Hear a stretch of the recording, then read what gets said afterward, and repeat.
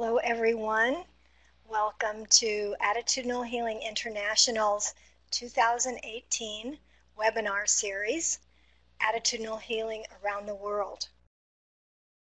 It's my great honor to welcome and introduce Dr. Talat Habib. He is the founder and director of Nishan, Rehab, Pakistan. It's a network of drug and alcohol recovery facilities that are located throughout the country of Pakistan. For more than 10 years, Dr. Talat has successfully utilized attitudinal healing in his rehabilitation programs with people who have addictions and also his work with their families. Dr. Talat also travels internationally and teaches other people about his unique treatment approach.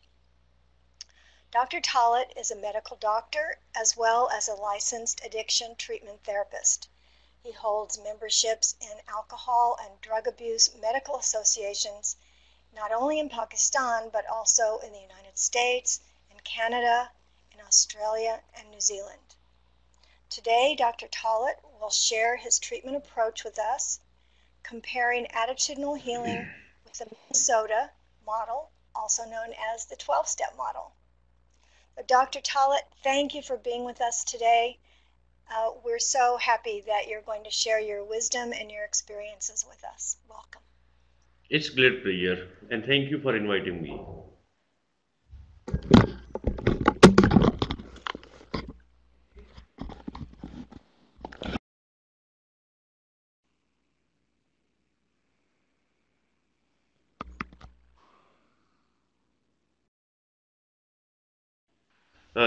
This morning, it's quite early here in Islamabad, and it's a very foggy evening. So, as Trish has already introduced about me, who I am, and what I'm doing here in this country, and why and how we are spreading this word of attitudinal healing across Pakistan. Uh, as she has shared, I'm basically I'm a medical doctor, and I'm running an organization with the name of Nishan, and Nishan is having its presence in different parts of the country. We are spreading message of Mr. Jerry across Pakistan, and it's helping a lot of people who were taking drugs and now they are living a sober life.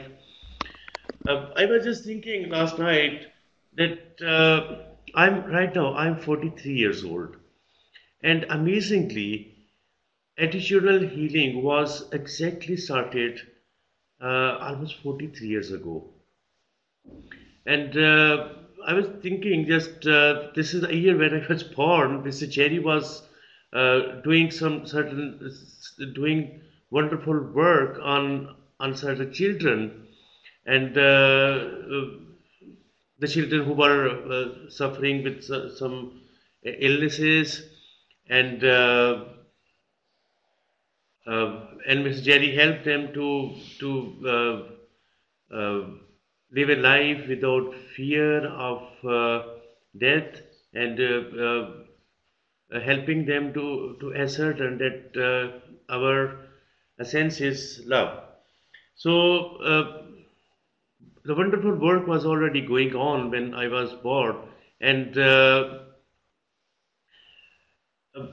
amazing thing which I observed while I was reading about attitudinal healing was that uh, the Jerry and the children were actually the student and teachers to each other, and they both, the together, embarked on this spiritual journey which we are which we know nowadays as attitudinal healing.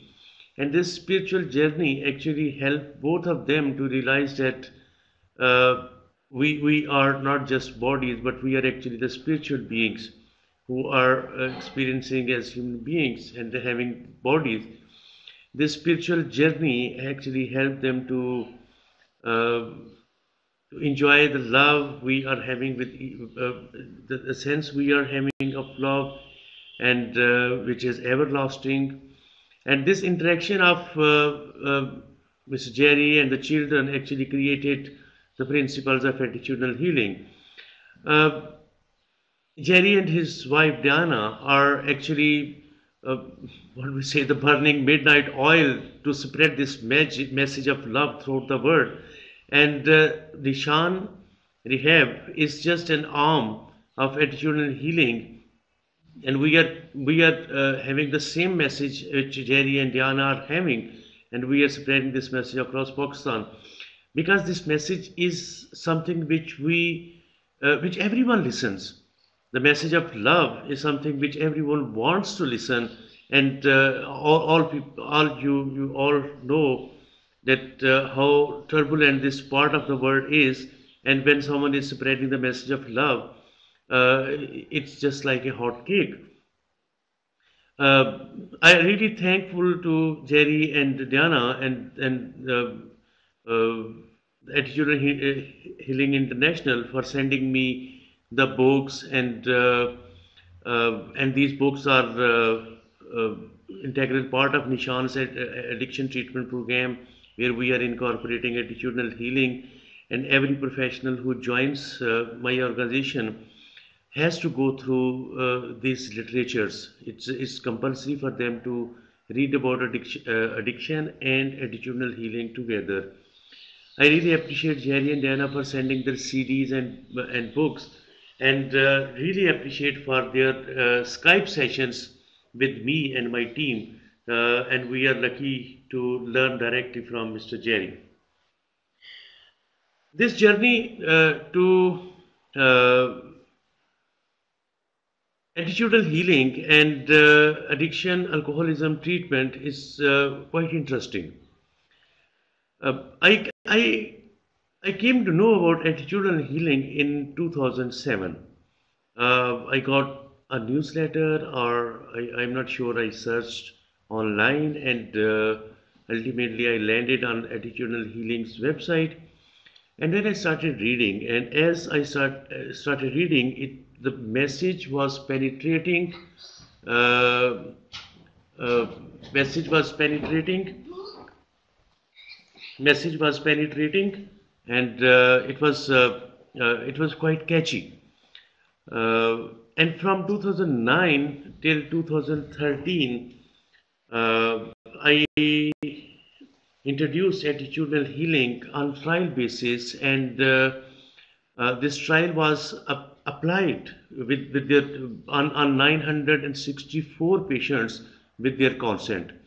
The clients I received, the clients who came for treatment, I got a consent from them that I'm going to apply attitudinal healing principles along with 12-step model, and the results and their recovery rate was amazing. Uh, Even their families were quite satisfied. They were having a sober family, loved ones with them, and they were not taking alcohol and other drugs, and they were not taking any sort of other drugs. And from 2013 until now, attitudinal healing is integral part of my rehabilitation program in this country. And I'm simply have no words to express that how amazing this interaction or the incorporation of AH and 12-step model. And so far from uh, after applying this attitudinal healing program uh, from 2013 till 2017-18, now 996 people have gone through a program of rehabilitation where AH and 12 step are were together applied, and no doubt all credit goes to Mr. Jerry and Diana. Today I will be sharing how Nishan has actually incorporated this treatment model, and this is I know I was uh, in another country a few days ago, and I was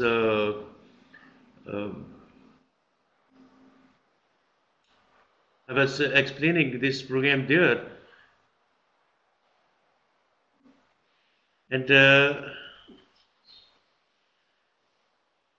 it's my brainchild actually. Attitudinal healing was having a different meaning, but in my rehabilitation program, when I observed that the people who takes drugs somehow they have believed that they are not worthy to live, and attitudinal healing actually gives a message of living, right? And we actually, obviously, attitudinal healing have a worldwide message, uh, and uh, we have tailored it according to our cultural norms, and have uh, definitely when we are applying a program of attitudinal healing and 12 step, even 12 step has to be tailored as per cultural norms and religious perspectives, and that's why we tailored AH, but the basic message of 12 steps of attitudinal healing were not changed, because all the steps are actually giving the same message, uh, for every humankind, irrespective of the religion of their culture. So only the tailored part of attitudinal healing was just to replace certain names, like we call Allah, and whenever 12 steps says it's God, and we replace with little bit wordings, and it's acceptable, just to clear the message to the people who are not having uh, a good education, and just to penetrate this message we have to change certain words. And the follow-up clients, actually the clients who have completed the program,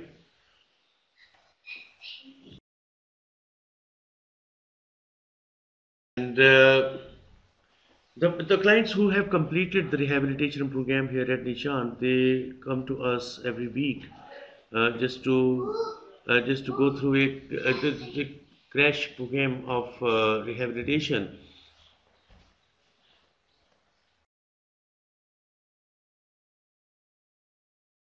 So I was just sharing that the people, the patients who came to me for their treatment in last so many years, and as 996 people are on board, and there are few of them have left the country. They have gone overseas to for their jobs, or some have left the city.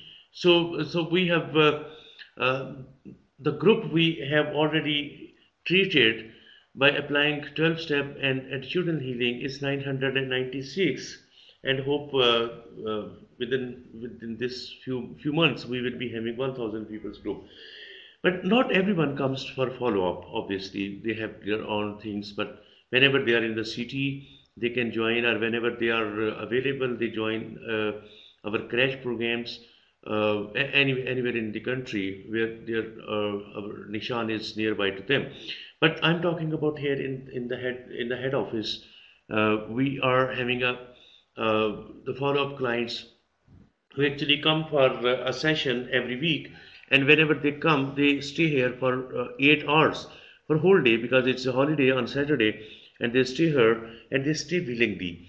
And whenever they come here, they we give them or introduce them with the new patients, the new clients who have registered for rehabilitation, and these follow-up clients actually help them to understand how they are applying attitudinal healing in their daily life, because they are not inpatient, they are just visiting today, and they share their views with the patients who are already in house, inpatient. But this does not only stop here just on the patients, but the families of our clients also go through the attitudinal healing training, because in 12 step we always maintain that it's a family illness, and the families visit us for counseling sessions based on addiction literature. But when families registered with us, we make them sure that we are having attitudinal healing as a parallel program, and if they want to join this, and when they listen the word attitudinal, it's quite fascinating because all the patients, I'm talking about my cultural aspects, obviously. All the patients who are taking drugs, all these my clients, actually having the problem with their attitude as well. Their attitude with themselves is not appropriate. Their attitude with their loved ones is not appropriate. Their attitude with their boss or with their employees or with their relatives or with their friends or with the society or with general public is not as per civilized norms.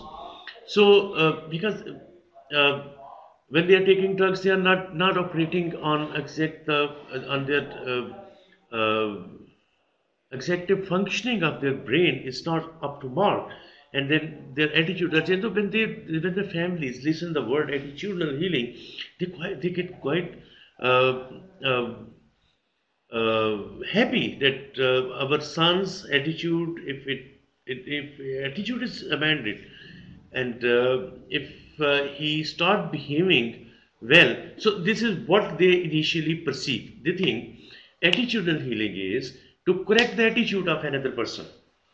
So we don't object them at that particular time, because if they are thinking that attitude, if my sons or my loved ones' attitude is in a civilized form, it's good for his recovery. And gradually, when families start attending the sessions, they come to know that these patients, these clients will be treated through love. And 12 step, I'm not here to criticize 12 step, obviously, it's integral part of my program. But the message of love is through attitudinal healing. And 12 step is not directly uh, uh, give a message of love. It is straightforward, gives message which we will be sharing shortly. I will be presenting the slide. So the word love, inverted commas, it comes through the attitudinal healing, right? And these follow-up clients and their families actually uh, uh, become part of this program later on. And every family has to help families of other patients as well. Like a family who is already gone through the attitudinal healing, and now the treatment is because we provide 90 days to stay here, and just suppose it's the third month of my client, and the family is also coming through in counseling, and it's the third month of their rehabilitation program, and another new family has entered in this program. So the family who has already gone through attitudinal healing program, they will start inverted commas counseling to the new family. So what benefit I'm getting out of it is because if I'm talking about attitudinal healing, families might perceive that this is the responsibility of this doctor or the professionals here in Nishan to talk about attitudinal healing because they are being paid for it.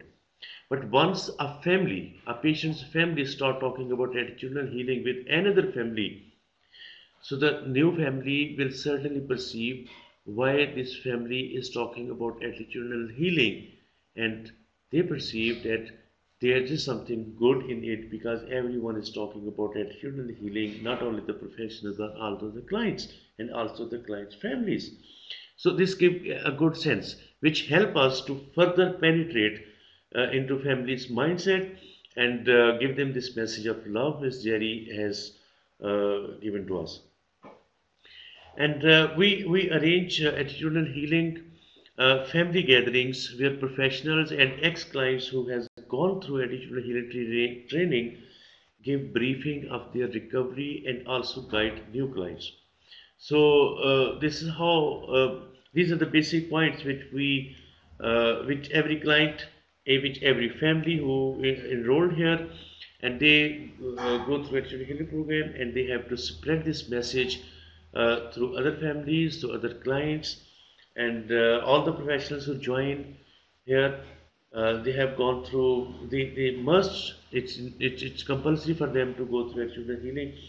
My sports staff has not been introduced so far with attitudinal healing, because of education, but we are translating certain aspects of attitudinal healing and narrating them or elaborating them through as per my sports staff's understanding, and then they will be introduced to the attitudinal healing as well. So let's start a little bit about how 12-step program is helping Nishan, and 12-step and attitudinal healing is actually helping Nishan to have good recovery rates. Uh,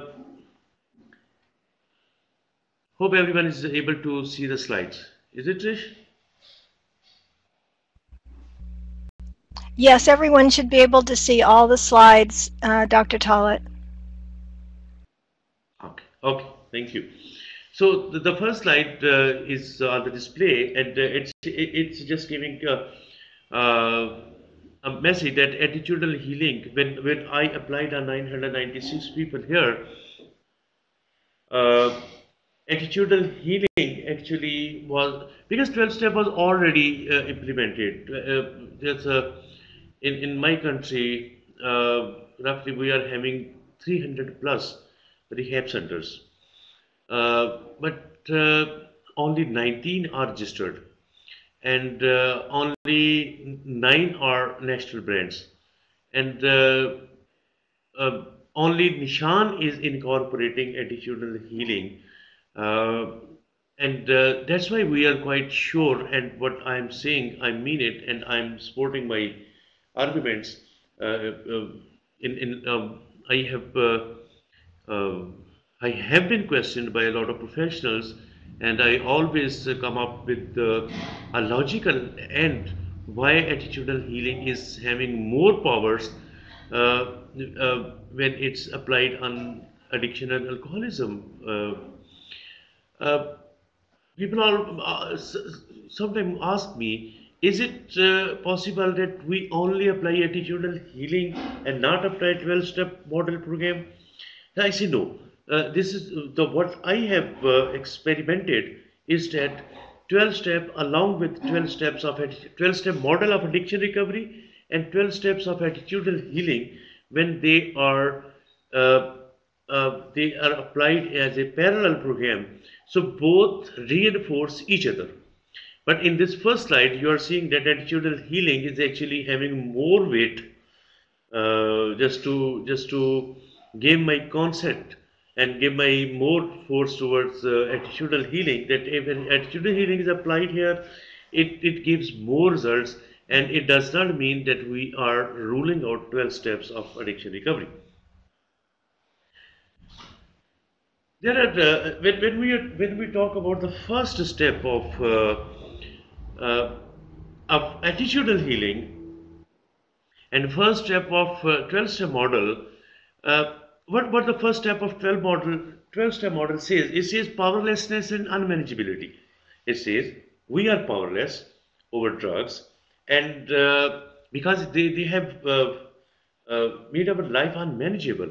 The message starts off from the first step of attitudinal healing is first step of 12 step is we. And attitudinal healing always advocates that we should help each other. 12 step model says we are powerless and we are unmanageable. Drugs have made our lives unmanageable.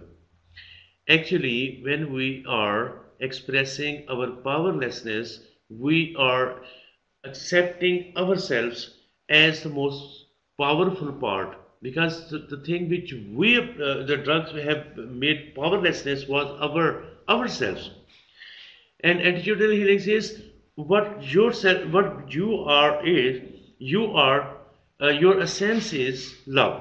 So when you are accepting that the drugs were showing powerlessness, when drugs were making you powerless, actually you were losing the essence of love you were having or you were born with, and this love is going to stay. not your powerlessness or not the drugs you were taking.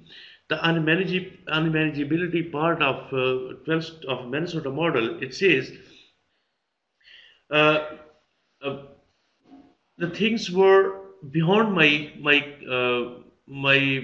capacity, or things were actually going away uh, uh, from my hands, and I was unable to manage everything around me, not only my life but also life of my loved ones.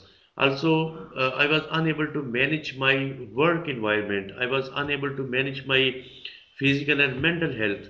Though I knew that drugs were destroying me, but even then I was unable to manage all those um, problems created by the drugs. So when at the same time, when we say, okay, drugs were making you powerless, what about the love you are having for yourself, you are having for your family members, you are having for everyone around you? If when you are taking drugs, you are not spreading love. So what's the opposite of fear here is to love, right? So you were having all the fears in your life when you were taking drugs. You were having fear that, okay, I'm taking drugs, I'm not loved.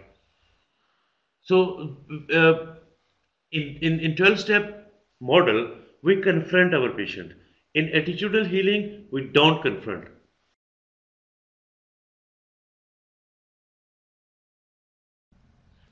So in 12 step model, we don't confront.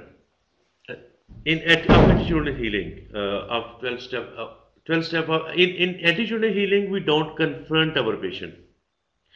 In 12 step model, we confront, right? We will be sharing the fourth step where confrontation comes in. So when the person who is taking drugs is continuously thinking that I'm unable to manage my life, I'm unable to manage my all the relationships and jobs and etc., and I'm powerless, I have no power in it, and then we actually block uh, uh, the entrance of love in us.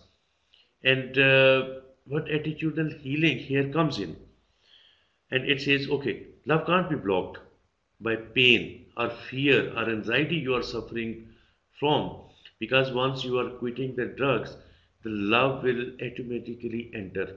But you have to allow it.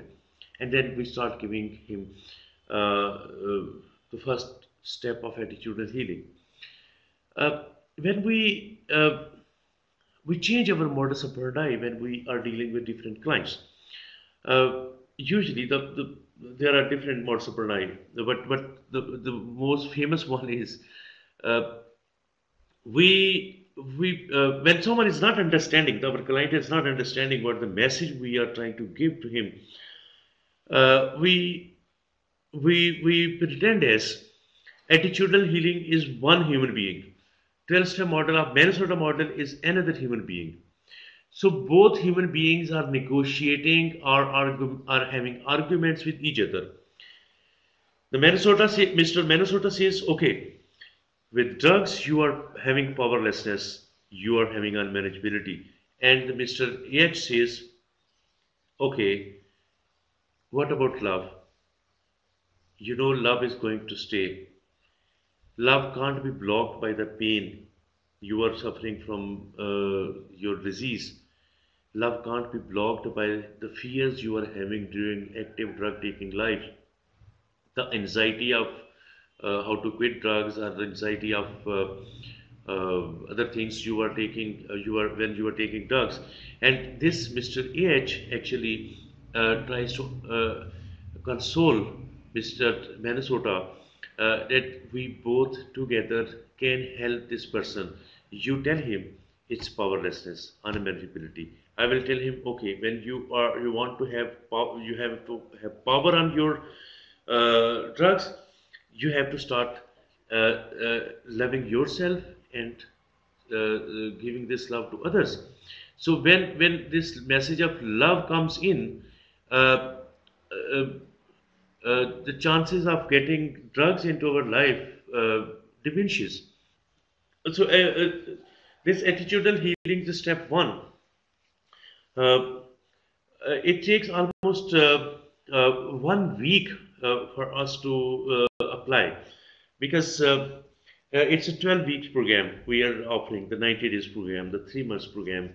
This 12. So for the first 2 weeks or 3 weeks are actually um, uh, in active detox, just to make things just to align things. Uh, Everyone should keep in mind that it's a 90 days program. An attitudinal healing program does not start from day one.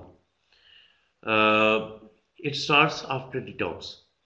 Every client is different. Some get clean within 2 weeks or 3 weeks. But average, what we do is we don't start attitudinal healing program in first month. We believe somehow that the family meetings and the client's recent detox and his body chemistry and his biochemistry is getting normal. And but at this stage, uh, uh, when I'm saying that we apply and we lecture them, there are different things. Let me first clear how we implement it. One is to apply 12 of AH and Minnesota one by one. And second phase is to just give lecture or give information in the form of a lecture. All the clients who are inpatient, they go through 2 lectures every day. One lecture is based on Minnesota, one lecture based on attitudinal healing, and the third activity is group therapy sessions. And then comes the individual sessions. All the information in detox period, in the during detox, they start hearing the word attitudinal healing along with 12 step. After detox, we invite them if they want to enroll themselves into attitudinal healing program. And amazingly, if someone is old age or having totally he's illiterate or not having any education, they might shy away. And they ask, okay, we don't understand, okay, we just want this treatment and so. But 90% people who come to me, because this rehab center is considered as an elite one. So 90% people who enroll as inpatient, after detox, they enroll themselves in attitudinal therapy program. So this program, when we start this 12-step model, and now we are having 8 weeks, right? The first six steps are covered in 6 weeks, and then we speed up because now the client picks up and they start reading themselves and applying themselves, and then we need even we take 2 days to complete one step. So we started after detox. That's my experiment so far. Uh, and in step two, whatever Minnesota says, it says that we came to believe uh, that there's a higher power, and this higher power is greater than ourselves, and we are expecting that that greater higher power will restore us to sanity. And what age says, age says, okay, what sanity you are seeking. Mr. H says, what sanity you are seeking? You are seeking inner peace. Mr. H actually gives the words to Mr. Minnesota. Mr. Minnesota says, I need a higher power. And Mr. A says, look, higher power is inside you, and that's your inner peace. Mr. Minnesota says, I want to be restored uh, to my sanity. And Mr. H says, okay, first let go of your fear. Of fear of what? This is what Mr. Minnesota says. Fear of what fear I'm having. And Mr. H says, don't you think you are suffering with a relapsing disease? Don't you have a fear of getting relapsed? He said, yes, I have fear because I have learned from also heard from so many people that this disease is relapsing. And then Mr. H says, okay, you want to overcome this fear. Okay, then opposite of fear is love yourself. When you're loving yourself, you're not getting relapsed, because we get relapsed when we start thinking that love is nowhere in this world. No, my family members don't love me. I don't love myself. My society hates me. They call names, junkie or druggy or everything. But when Mr. H says, okay, when you start loving yourself, you are not caring about what the people are saying to you. Actually, what you are caring, it's your well-being and your inner peace. And this inner peace cannot be achieved through confrontation. It can be achieved when you are negotiating with yourself through humbleness. When you're negotiating with yourself, don't consider that drugs were there. Just consider where the love has gone. Were drug taking life means to eliminate love from your life? There's no research which says that taking drugs actually depletes our storage of love. Actually, it goes away when we are having when we give wrong message to ourselves that drugs are we are powerless and we have to have a higher power which restores ourselves to sanity. And Mr. H says, look, you are right. Your message is correct. You want a higher power and you want sanity. Let me tell you from where you get it. You will get it from your side. And Mr. A says, you know, the biggest fights, biggest battles were fought in heart, not in the battlegrounds. So actually, you are fighting with yourself. You are fighting for what? Every war starts with an intention to have a peace. When it comes to journals, the military journals, they say peace is the duration between two wars. Military officer says peace actually is a duration between two wars. And philosopher says, the philosopher says, it says the peace is actually extending the limits of wars. The more peace we are having, the less wars we are going to have. And Mr. A.H. says the biggest battle, the biggest fight you are having is inside you. And the fight you are having with you is just to have inner peace. Now, when it comes to addiction treatment, our patients, until they are not having inner peace, and inner peace is not just to cool down. No, it's not just to relax. It's not just to having a tranquil environment. Inner peace when you are talking to yourself with love, when you are appreciating uh, yourself, when you are appreciating your presence on this world, when you are appreciating when you are helping others, when inner peace is when you are ascertaining that I'm not alone in this world, and we human beings are actually interconnected, and that interconnectivity is through love. It's not through war. War actually is disconnection, and the inner connection is love. And then Mr. H says, okay, and this healing, the suffering, the disease you are suffering from, and you are seeking its healing is just letting go of fear.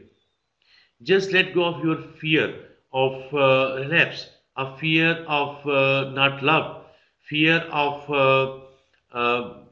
not having good life after quitting drugs, the fear of powerlessness, the fear of unmanageability. And we all know that fear, when we explain to our clients that, okay, fear, FEAR, stands for three things: fantasized experience appearing real, face everything and run away, or face everything and rise. So choice is yours. And when inner peace is there and we face everything and rise.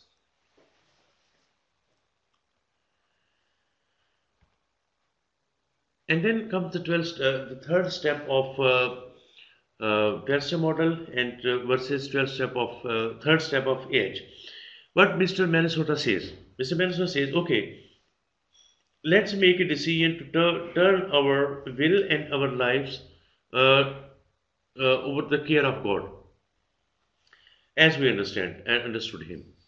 Uh, what attitudinal healing is says, okay, Mr. Minnesota, when you are taking a decision to turn your will and your life towards God, where it was when you were taking drugs. Actually, when we were taking drugs, our life and our wills were actually over the care of drugs. Now you want to give your life and will over the care of God? That's good. Now, what I'm here to tell you is that God has a message, and that message is the higher power has a message. Help the other human beings. When you're helping other human beings, you will be helped as well, and this help you will be getting is from invisible hands. In my religion, in my part of this country, we are having that's a religious concept to give.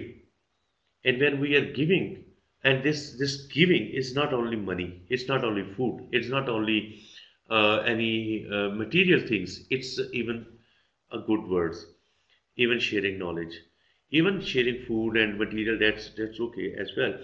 But we are having when we translate this into local culture and local environment, this is a very catchy concept for my patients.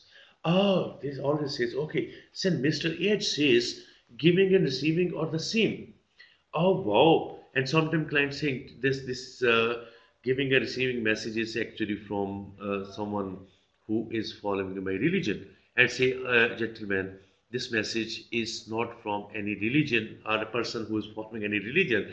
Actually, this message is for human beings, and every human being, any human being, any part, anywhere in in the world, they are actually having and AH actually giving the message of giving and receiving at the same time. So when this message comes to 12 step of Minnesota, it says, okay, our will and our lives will be turning to God. It means when we are giving and we are receiving is exactly what the Minnesota model is saying. It's just translating into local culture. Now, what giving and what receiving? When the client is indoor, I say, okay, what you are giving to giving here, what you can give here, what you are having right now. You are not having any material things because you are inpatient. You are not having any money to give anyone. You are not having any other material thing to give anyone. Okay, so what you can give is just a good message. Just start caring your fellow patients. Start giving them good greetings. And then we, okay, in this third step of AH and 12 step Mansuda, we ask our patients, okay, from now onward, as you are going through step 3, every morning you will be having a pledge with yourself that you are going to greet everyone uh, with respect, with care, have the good salutations, good greetings with everyone. Help them by offering your coffee. Have at least one person every day to whom you are giving a good message. And they ask, okay, what about receiving? And I always, and my professionals always say, okay, forget about receiving. Because when you are giving, you will be automatically receiving the good message because the message you are giving is love. And love is contagious. When you love someone, you will get the love back. When you are dealing with someone with respect, ultimately you will be receiving respect. When you are extending help to everyone, you will be ultimately helped. And this is what third step of Minnesota says. And here comes the a very interesting point here that I hope we are having a lot of audience who are following intervention in addiction treatment. I'm going to share my aspect of intervention in addiction treatment. We are following the model of intervention, which was invented by Mr. Vernon Johnson's. It's called Johnson's model of intervention. What it says, okay, it says uh, write down all the things which were actually uh, uh, it says to family members to write down everything which your client was doing when he was taking drugs and he was just showing bad behaviors and he was destroying his job, his relationships, and he was getting alone day by day, and why he was brought to this treatment. So it's a series of events which we have to uh, convey to our client just to let him realize that his life was having this much turbulence and now he has to get well. We present uh, we call it intervention data, and this intervention data writing is very interesting aspect. And now how I'm coming to this four step, just letting you know the little bit background of it. Uh, just how this intervention data, all the events which happened in active drug taking life, and those events compelled, convinced, or whatever you name it, actually force the family members to convince their patient or force their patient or client to come to the rehab center and get help. And he once he is in indoor and after detox, family members comes up with data, and that data is actually all the events which happened in active drug taking life. Just take for example one event and how we help our families to write down their data. I'm taking one event only, one event, and this one event is having five aspects. Just it's very easy to remember. Just excuse me. Just observe your hand. It has five fingers: the index, the big finger, the ring finger, the little one, and the thumb. The index finger. Whenever we raise index finger, it means we are witnessing. For example, if I have witnessed something, I will give evidence. And whenever we give evidence, we raise our index finger. I gave evidence. I know this event occurred. I was there. And whenever family members start writing the event, they first give their consent. They say, okay, we were witnessing this event. I was practically there. And second, the big finger shows emotions. Emotions are bigger than the logic. Okay, first the index finger actually have given the logic. The big finger is now adding the emotions into that event. What the emotions family members were going through at that time. Ring finger, we in my culture, ring finger is having a ring when we get engaged for marriage, for wedding. So what things we did, in what things we engaged ourselves when we observed this event. We were beating our patients, we were shouting at him, we left the home, or we were weeping, or whatever we were doing, what things we were engaged in. And the little finger shows that the smallest thing which we could have done at that time, but we failed to do. And that thing is usually we should have sent you to rehab when that event was occurred, but we somehow failed, and we're accepting our failure in it. And thumbs up says Okay, now you are in rehab, you will get help and get maximum out of it. So that's the intervention data with these five aspects has not been given by Johnson's. This is what we have created in our local model. But essence is Johnson's model. And now coming back to the fourth step of AH and Minnesota. Mr. Minnesota says, now it's very interesting to understand this concept. Mr. Minnesota says, okay, to treat this patient, we have to make a searching and fearless moral inventory of our lives. Mr. Minnesota says, okay, gentlemen, okay, Mr. Alcoholic, you have to make an inventory of your life. And this inventory should be searching and fearless. So, this searching and fearless moral inventory, uh, why it's important? When we start a little business, a small business, small incorporation, at the end of the month, we make an inventory. What we have invested and what we have, what the profit we have got through it. Uh, Even that small business is having this inventory, and we have started this business of life, and we have never got time to get to make an inventory what we have invested years in this life and what we are getting out of it, because making this inventory is as compulsory as making any decision in your life. So this decision of making inventory for a drug dependent patients is very important here. It's very important because when you are making a searching and fearless moral inventory, it's not only just searching.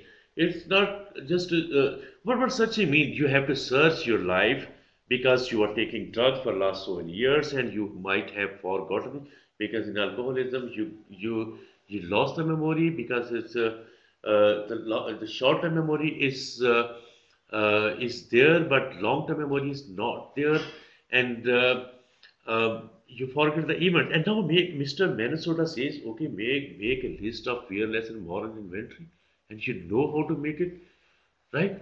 And actually, this is sort of confrontation, and that's why I have objection at that because 12-step model asks for confrontation. AH model does not ask for confrontation. And now here, now Mr. H says, okay, you want to make searching a fearless moral inventory? He says, hey, gentlemen, all of our experiences are valuable. Either it was good experience or bad experience. Either it was good experience or it was bad experiences, but it's valuable because you have experienced it. You have learned something from it. Don't worry, my dear, if you are taking drugs, you are having all the bad events in your life. What you are expecting out of drugs? You will be expecting something bad when you are taking alcohol or other drugs. So, all your experiences are valuable. Okay, and say, okay, is it possible if you can let go of the past and your fear of future or your fear of relapse?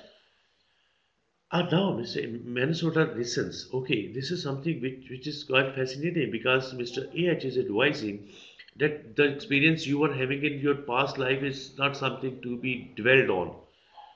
It was past, it has gone. You have learned a lesson from it. And here we give an example to our clients. And this example, for example, this example is being given by Mr. H. And Mr. H says, just imagine yourself sitting in your car. When we are sitting in our car, we are giving our time to three things.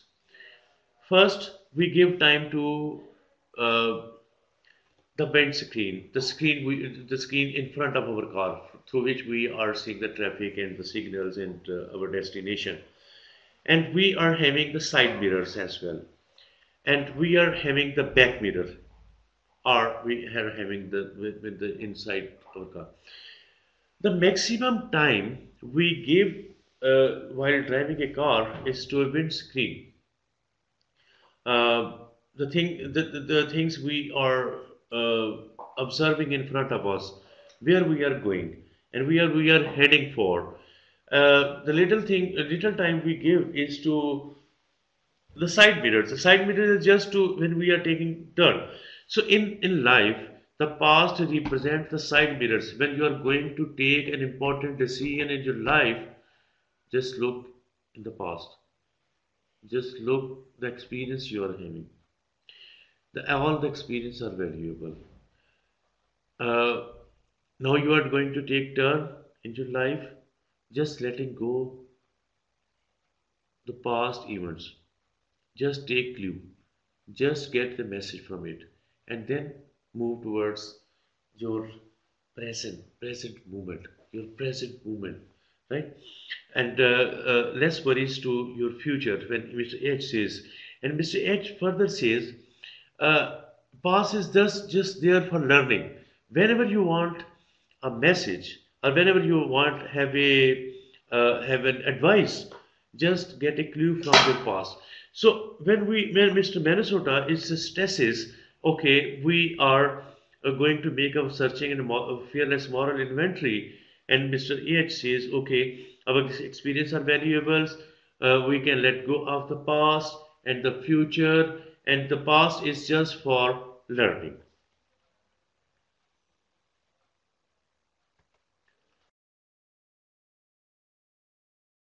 Step 5 of 12 step model. And now, Mr. Minnesota says that we are admitting to God, to ourselves, and to another human being uh, the exact nature of our wrongs, the things we were doing in drug addiction, when we were actively taking drugs, all the things we were doing. Let's admit all those things to God and to another human beings, right? Why another human being? Why we give our secrets to another human beings? He might blackmail us in future. So this is what Mr. Minnesota says. Okay, give your all secrets to others. Why what? Why? This is what the objection Mr. H is having. Why we give our secrets to others? And you know what Mr. Minnesota argue?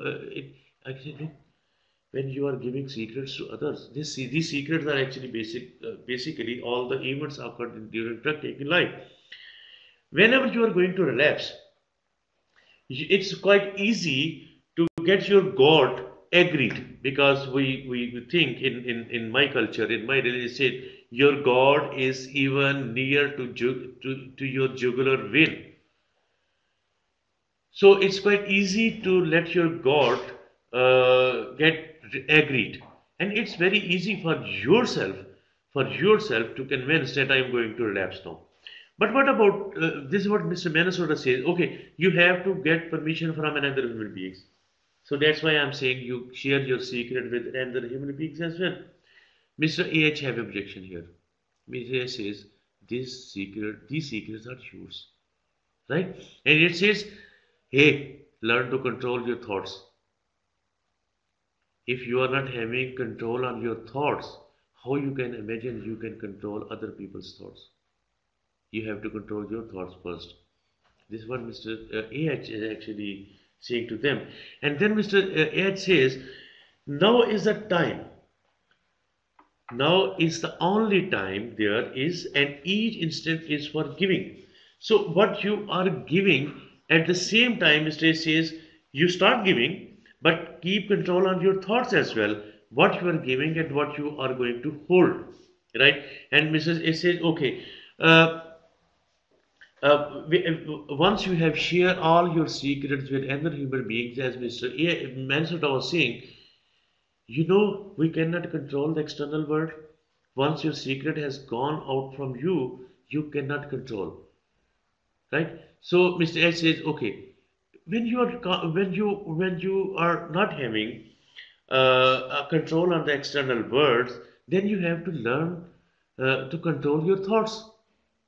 And when you are controlling your thoughts, you should observe that change of thoughts from giving to receiving should be initiated. When you are giving something to others, it's our pattern, we are expecting something from others. Mr. EH always advocates that don't expect, just give. And it's automatic process that when once you are giving, and what Mr. H says, what Mr. H asking to give is asking to give the message of love, right? When you are giving a message of love, you will automatically start giving a reciprocal message, and this love is not not only the mundane love. It's not only love between a boy and girl. It's the love which actually your essence. You are actually born as as a spiritual being who's having human experience. You are not born human being and having spiritual experience. You are actually born as a spiritual being and you are having this body to put the spirit in it, right? So the important thing is here spiritual being. So this spiritual being is actually out of love.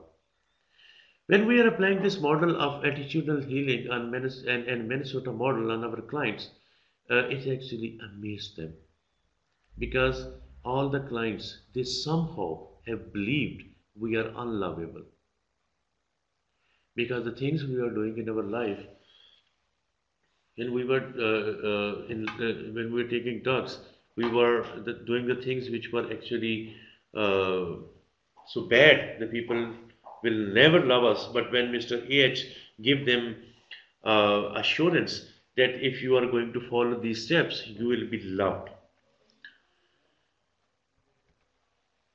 And then comes the sixth step of both the models. Mr. Minnesota says here that uh, uh, we're entirely ready to have God remove all these defects of character. What character? The things which we are doing while taking drugs, active drug taking life. Actually, character have different aspects. Uh, for example, it's a general image about a person. When we were taking drugs, we were lying, we were in denial, we were even not noticing that we were lying. We were maybe stealing money from loved ones. We might be having fights with loved ones. We might be having uh, uh, we might have hurt ourselves as well. And the another character, the word character means here, and the character is the role we were having in our family member, in our family, or with our friends, with our colleagues, with our loved ones, or with the public at large. So the both aspects of character actually now the Mr. Minnesota says that we are entirely ready to have to ask or to request God to remove all these aspects. But Mr. H comes in and says, okay, why you are putting it on God? Why you take why do you take responsibility and you? And when you are taking responsibility, Mr. H says, have you heard about forgiveness? Because forgiveness is just like a vehicle to clarify our misperceptions. Because once we are having a concept of forgiveness, we are actually living a life in liberty. We are not having so much pressure in our life, so we are just keeping the harsh memories of others. And it's actually not forgiving the others, it's actually forgiving yourself, because you are just carrying a dead body on your shoulders, and this dead body is actually the memories of other people have actually infiltrated in your mind without your will. Mr. Gandhi said, "No one can hurt you without your will." And when we allow others, they can hurt you at that time. So when we are forgiving, actually we are not forgiving the another human beings. We are actually refusing to take their harsh message. And when Mr. Minnesota says, okay, why not we ask God to, because God have all the powers in this world and in this universe, and if God is willing, He will remove all the defects of a character. Mr. A says, I am not refusing what you are saying. I am not God forbid, I am not undermining God's powers here. I'm just asking, hasn't God given you a message of forgiveness? Just remember that message of forgiveness. I'm just recalling it, right? And if you remember the message of forgiveness, you are actually following your God's footsteps. All the holy books are actually advocating the forgiveness. This is what I'm saying. Mr. Minnesota, don't try to take it indirectly. I'm saying the same message, but I'm saying through love. You are saying through, you're just uh, relieving yourself from all the responsibilities and putting on God. God will remove. You have to do something. You have to forgive all those events which occurred in your life and all the people who were helping you or emboldening you to take drugs. You have to forget the atrocities the drugs have actually occurred, caused. And Mr. A says, okay, further, let's say, we can learn to live, we can learn to love ourselves and others by forgiving rather than judging. And we are actually, when we are judging someone, we are operating through emotions. We actually give space to someone in our holy mind. Uh,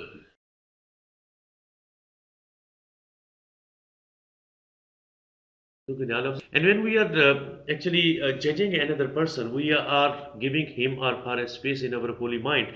And when once this judging attitude comes into our mind, it's contagious. It starts spreading. It's just like virus, you can say. And Mr. A says, okay, we have to stop this virus from spreading. And this virus have a very strong antiviral medicine, and that's forgiveness. And this antiviral medicine of forgiveness starts stopping that judging virus, right? And then Mr. says, this self-love, this is self-love, but with limits. Because self-love, when it crosses certain limits, psychology says it's some sort of narcissistic behavior. So Mr. H is not touching the narcissistic behavior. It says, okay, start loving yourself, but with limits. And what are those limits? And these limits are, you should not be selfish. You should not just you should not having a mindset just to get love or get love only. You have to give love as well. This is something which, if we move back to the first step of age, it says your sense is love. So here it says each self love, but with limits. When you are seeking love, at least you should start giving love as well.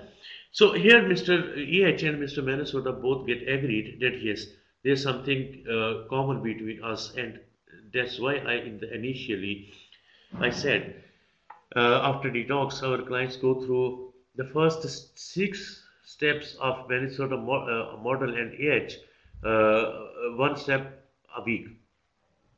And till now, when that's something amazing in AH and Minnesota, that at step six, both get agreed. Both says, okay, we were the brothers who were lost, maybe years ago in a fear, uh, I have audience from all over the world, but that's why I'm not giving example of my local culture. Somehow it's believed that there were two brothers who were lost in a festival centuries ago, or not centuries, obviously, years ago, maybe 50 years ago, and now they suddenly uh, having a rendezvous somewhere, and they met, and they were hugging each other, and now Mr. AH and Mr. Minnesota are actually hugging each other here at step six. And now it's a step seven of Minnesota model, and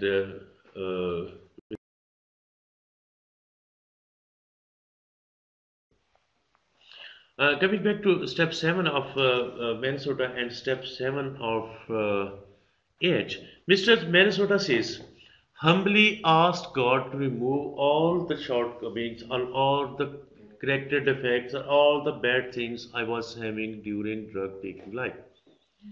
So Mr. Minnesota says, humbly asked, and what Mr. H, because we have learned that at step 6, both Mr. H and Mr. Minnesota, right? Mr. H stands for Mr. Attitudinal Healing, right? And Mr. Minnesota is the 12-step model. And now Mr. Minnesota and Mr. 12 step have agreed on step 6 that we are together now. Now the step 7. Step 7 says, okay, humbly ask God. Now it says humbly. Earlier it was not saying humbly. It says you were powerless over drugs. God has to remove. You have to have searching and fearless moral inventory. Right? It was just ordering. Now it's humble. Because attitudinal healing actually made him humble. Since step 1, attitudinal healing was continuously giving a message of uh, love, and now Mr. Minnesota has accepted, and it says humbly ask God to remove our shortcomings. Okay, that's very short. Mr. H says, okay, grey days will not necessarily be the bad days. The things you are having bad in your life in the past are not necessarily to be stayed on. You're not going to dwell on the bad days you are having in your life. Everyone has, and it's part of these ups and downs are part of life. And if we are going to stay there, we are not going to move on. And if we are not moving on, world, life, our colleagues will move on because people, our life, our society is not going to stay with you. They are in a transition. They will always move on. And if you want to be part of that journey, start moving with the things you are having. So the great days you are having are not necessarily the bad days. And Mr. Mansota, criticism is just a way to say I don't want to talk to you. When we are criticizing on someone, it's just another way of saying I don't want to talk to you. That's why I'm talking bad about you. Either it's in a joking way or whatever we are having. But here, Mr. H says, okay, this criticism should not be uh, the part of your interaction with when you are start spreading love. And this love finders, and that's why Mr. H says, okay, we have to be love finders rather than the fault finders, right? And when we are looking at the love aspect, we actually are diminishing the aspect of looking at the faults.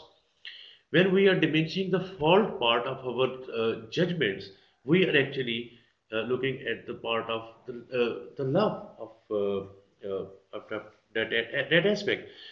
Why it's important here for why Mr. AH is having so emphasis here on being love finders rather than the fault finders, because the clients we are dealing with, they always keep in their mind that we are doing a lot of bad things when we are taking drugs. And there are a lot of events in step 4 the family has actually have given in written format uh, when they were presenting the intervention data. They, okay, all the things now they are stamped. All these events were the things which you are doing in your life, and all those events are just slated. And you should remember these events are actually depicting that you are a bad person. Now Mr. H says, don't look at the fault. Don't be a fault finder.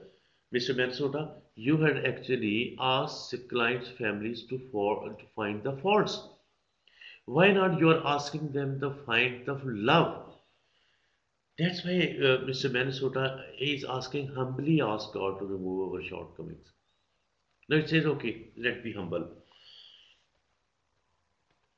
And step 8 says, okay, uh, it's step 8 of Mr. Minnesota says, uh, as now we are agreed to help God to remove our shortcomings.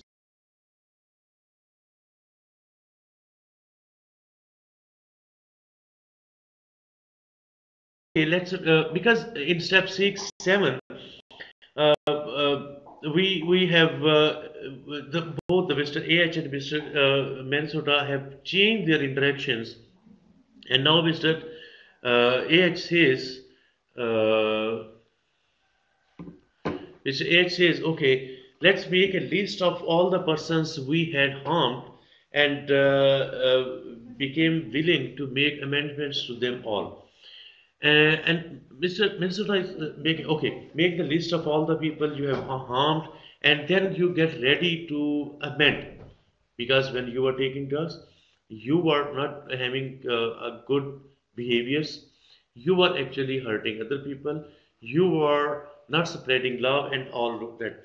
So let's make a list of all the people. And Mr. H says, okay, uh, when you are making this list, keep in mind that you should be having a peace of mind. You should be having peaceful inside. Because when you are peaceful, regardless whatever is happening in your personal life or in your family life or in your professional life, but when you are making this the list of the people you have harmed them during drug taking behavior, drug taking life, make that list when you are having peace inside you. When you're having peace, you will be having a forgiveness pattern in your mind, and when yet this forgiveness forgiveness uh, is inside your mind, and you are making a list of the people you harmed, you will be humble.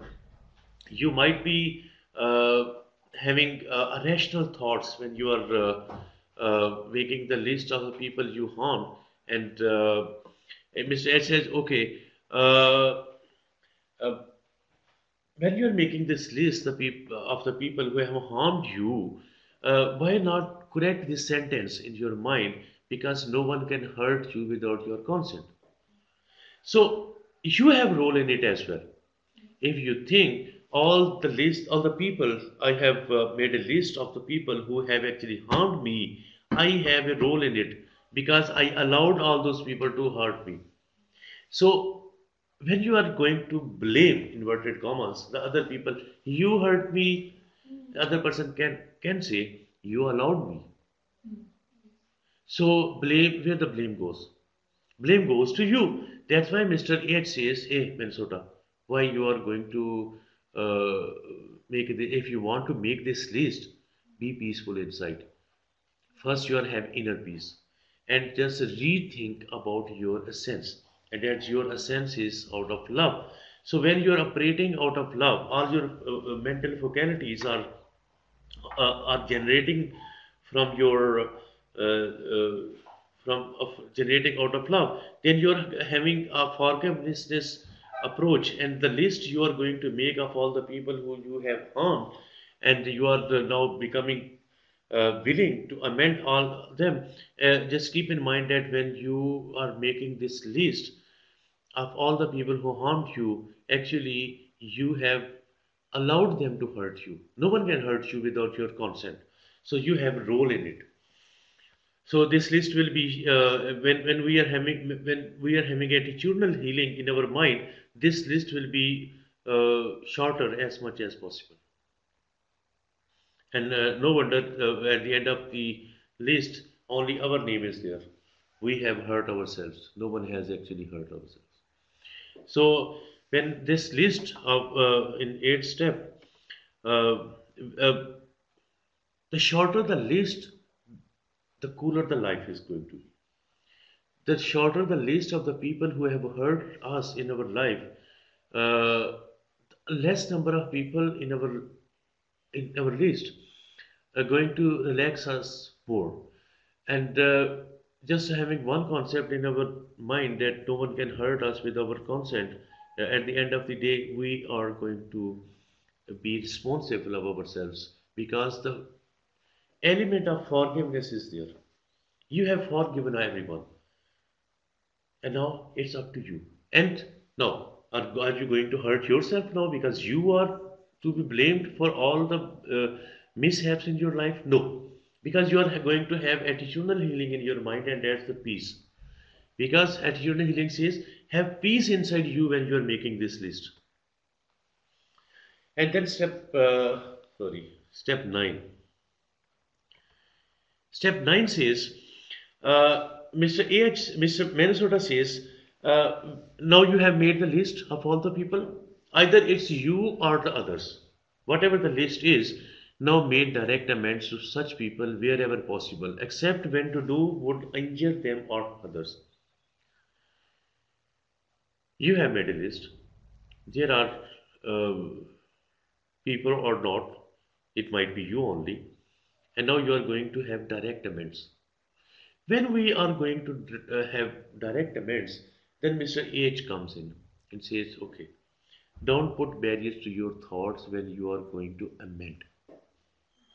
Don't just have a barrier. I'm going to amend this, and not going to amend this one because this is very lovely bad memory of me.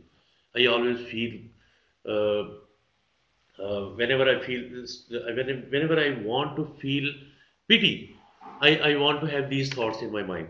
So, no, when you are going to make a list and going to forgive yourself or others, don't put barriers on your mind. Let it flow just like water flowing in the lakes. When water flowing from the melting glaciers. Let it be a pure thought. And when whoever coming into your mind, start forgiving. And you're forgiving yourself, not the others. And then Mr. Ayer says, okay, the learning comes with exploration of knowledge. When you are sharing your views with another human beings, and who is that human beings? And that human being is actually the you.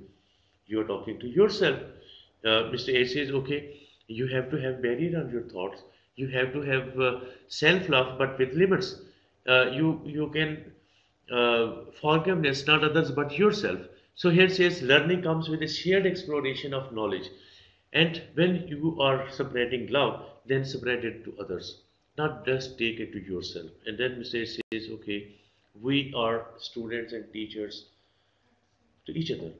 In 1975, when Mr. Jerry started this journey of attitudinal healing, when he embarked on this odyssey, it was 43 years ago, and he started this attitudinal healing, which we know today, on the children who were having a terminal illnesses, and all those children were having a fear of death. We are going to die, and this fear of death actually giving them an experience of death every day, and they were actually dying before the dead day, before the D day.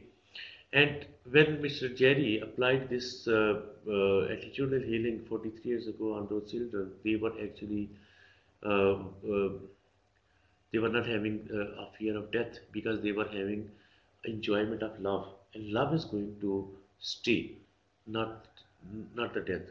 Death is just an event. Love is eternal. It goes on. We have a lot of people in our histories, those who were spreading love. They are still alive. Death was just an event for them. So when step 10 comes in, uh, step 10 of Minnesota says, uh, we will continue to take personal inventory, and when we were wrong, promptly admit it. And though we are at the end of the 12 step of both the models, it says, okay, it's not an end now. We will be continuously taking the personal inventory, and where we are wrong, we will admit it, and we will try to amend. And here Mr. AH helps, and it says sum is the greater than its parts. The parts of your life, they might be having some bad, some good events, but what's the sum? What's the sum? Sum is you are alive. Sum is, despite of all these good bad memories, good bad days, your hurt, your happinesses, all the things has actually, what's the sum now? You are alive. Once you are alive, you have chances, you have opportunities to spread the love now, right? So sum is greater than individual parts. The gray days we talked about in last step, the gray days, the bad days are just events. Don't uh, dwell on those days. Move on and look at the greater sum, not on the individual parts. And Mr. H further says, we can focus on the whole of the life rather than the fragments. So everyone have bad or good days, but not necessarily I always, whenever I explain this step to my clients, I always give an example of diabetes. Uh, there is a very small, tiny uh, cell in our pancreas, which is not even we are not able to see it without microscope. That beta cells, that's called beta cells. That beta cells, when it bursts out, it start producing insulin. So that small cell, which you can't see without microscope, that cell actually becomes naughty, and the whole body suffers. The whole person is not bad. All the trillions of cells are not bad. Only one cell was naughty. Just like one person in one family start taking drugs, he becomes naughty. Not the whole family is naughty. No, we are going to treat that person first. But family has suffered. Just like in diabetes, that has become naughty, but we have to treat the whole body. But whole body is not bad, right? So we can focus on the whole of life rather than its fragments. And then comes the 11th step of 12, both the models. And here, uh, all the participants who are seeing this slide, they must have observed that we have put a uh, blocks here representing AH and Minnesota. So Minnesota is having less weight, and Mr. AH is having more blocks because Mr. AH is having more to say here. And what Mr. Minnesota says is it's sought through prayer and meditation to improve our conscious contact with God as we understood Him, praying only for knowledge of His will for us and the power to carry out that message. So it's the conscious contact with God. Important thing in step 11 is the conscious contact. Otherwise, we believe that God is there and God is controlling our life and God is controlling the environment around us. God is controlling the universe. Here we the 11th step says the conscious contact. We are contacting our God consciously, and it's through prayer and meditation. And every religion is having some sort of meditation and prayer, and that's why the religions are considered as the God's religion because they keep us closer to the God. And it says, this Minnesota says, okay, meditation through right brain. He's a very smart guy. He says, okay, through right brain, because right when you are activating your right brain, you have to have conscious efforts. And it's a okay, when you are having conscious contact with God, uh, have a right brain activity, and then spread this message. And but Mr. AH says, it says, okay, since love is eternal, death not to be viewed as fearful. What's the opposite of fear? That's love. So when we are not viewing our life as fearful, we are viewing it as loved or lovable. So that's why Mr. H says here, okay, love is eternal, and why not having the eternal things attached with you rather than the material things or the things which are going to destroy with the passage of time? It says, okay, go to the step one then. Isn't our essence is love, which is going to be eternal? It says, okay, love goes on, and death is just an event. Death has an end, but love has no end. We are having statues, we are having monuments, we are having birthdays, we are having yearly days of all the people who spread love in this world. We never celebrate the days of people who just created hatred. hatred, or they divided the humankind. They were initiating the wars, and in our biological life, we have forgotten a lot of people who were spreading hatred, but we know the people who were spreading love. I'm sure everyone knows.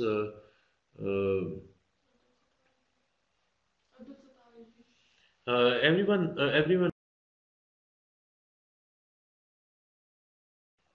everyone knows about Mother Teresa or the people like her, because no matter whatever religion you are following, but when the Mother Teresa's names come in, what comes in? Hate or love? It comes love. Love's come in. So that's why it says love goes on. Mother Teresa's love, which she has given to the children, is going on. Death was just an event for her. An event has passed. And then it says, okay, now it's time for you to face everything and rise. Death fear says, face everything. Why not change the meaning of fear here? This is what we convey to our clients. Don't take fear word as a fear. Put a dot between every spelling here. F dot E dot A dot R.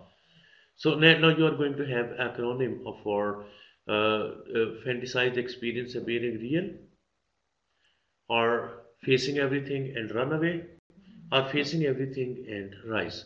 So when all the clients have gone through this program of attitudinal healing, they choose, let's fear everything which we have done or which we were going through during drug taking life and rise. And this is what Mr. EH actually helped them to rise. Otherwise, Mr. Minnesota was just stating, keep on meditating and praying, and then spread the message. So, Mr. EH has actually shown them step by step a way how to handle this step. And then the last step of both the models comes in, and last steps of Mr. Minnesota says, having had a spiritual we try to carry this message and to practice these principles. It says, okay, the steps 12 of Mr. Minnesota says it's a spiritual awakening.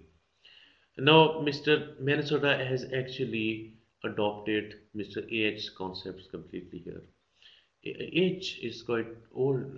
Minnesota 12 steps of Minnesota model are quite old.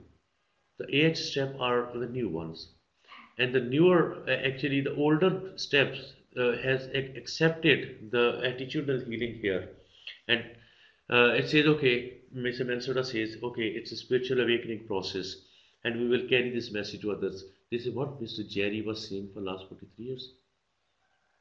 Spread this message, and this is what the Nishan is carrying. Mr. Jerry Adana's message here. So that spiritual awakening is actually when Mr. Jerry said, okay, have a concept of forgiveness. It's a spiritual awakening. He says, okay, have a concept of love. It's a spiritual awakening. It says, okay, have a concept of spreading this message of love. It's a spiritual awakening. But he says, okay, if you want God to remove all the shortcomings of your character, then it's a spiritual awakening. Okay, write the moral inventory, searching and fearless moral inventory, it's a spiritual awakening. Whatever the 12 step of Minnesota was saying is actually, what the 12 step of AHR saying is actually the spiritual awakening. But further, Mr. AH says, okay, perceive others as either extending love or as fearful. They say, okay, perceive others, they are extending love. Or they are fearful. Fearful of what? Of rejection. One thing AH has already cleared that once you are spreading something good, you will receive it back. And in my local culture, in my religion, it's already has established that giving something good to others will ultimately return to you. And if you are giving something bad to others, it will ultimately return. So it's up to you what you want to receive in the return. Something good, something bad. So AH says, perceive others as either extending love or fearful, because the opposite of fear is love here as well, right? So if someone is not spreading love, he might be having some fears about him or herself. And as a professionals, we have to help such people who are fearful of spreading love. It's a call for help actually. When they are fearful, they might having something bad in their mind, might have bad experience. And as a professionals, we are helping our patients, our clients, but we can help the general public as well, our friends, our colleagues as well. And these are actually the 12th step of age, actually the tool for relationships. When it says, okay, uh, we are either we're extending love or fearful, actually we are going to make relationships. And when love flows, it heals. When fear flows, it hurts, right? Uh,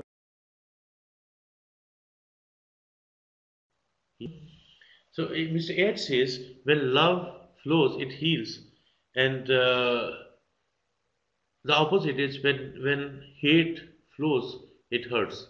So we all should have a mindset whenever we are opening our mouth, when we are uttering our words, when we are going to start anything, we should have a concept in our mind that other person has to be respected.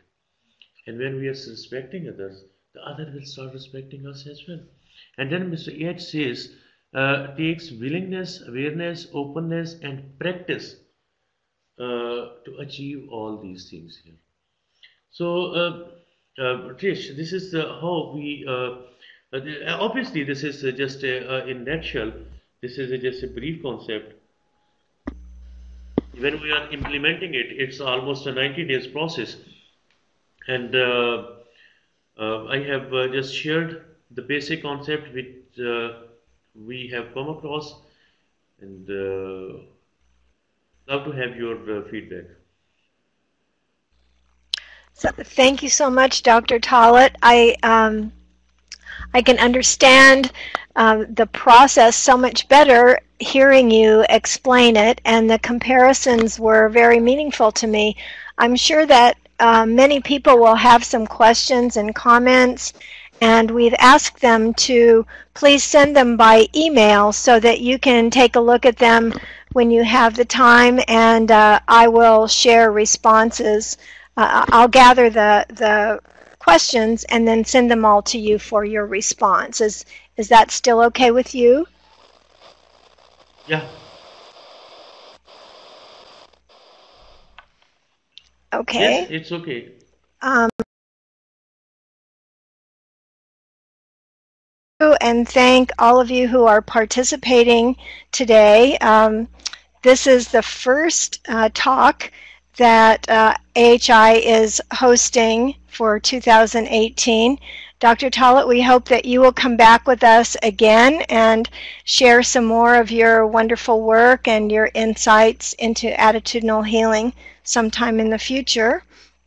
I also want to let all of you know that each month on the third Tuesday of the month, we'll be offering another talk, and you'll be receiving notice about each of the talks with more details about the speaker and the content.